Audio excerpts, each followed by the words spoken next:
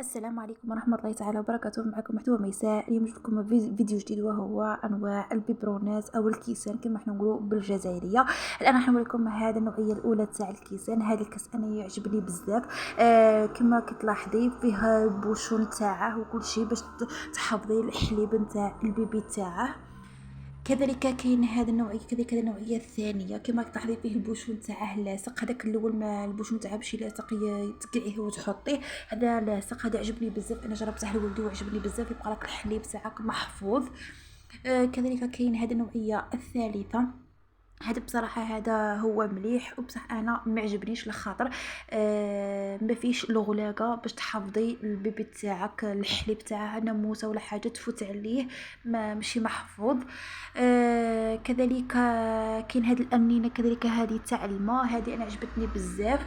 هذه هي قرن ماشي بلاستيك، وفيها التيو وفيها الغلاقه، تعمريها بالماء وتخليها عند راس ولدك في الليل، تكوني هانيه حاجه ما تفوت عليها. كذلك كاين هذا الكاس. هذا الكاس انايا بصراحه شريته ب 450، مهما شويه في السوق بري شويه غالي، بصح عجبني بزاف. كشغل الراس نتاعه كشغل بلاستيك كيما راس البيبرون، زعما ماشي قاصح، الراس تاعه ماشي قاصح، وفيه فيه غلاقه راكبه.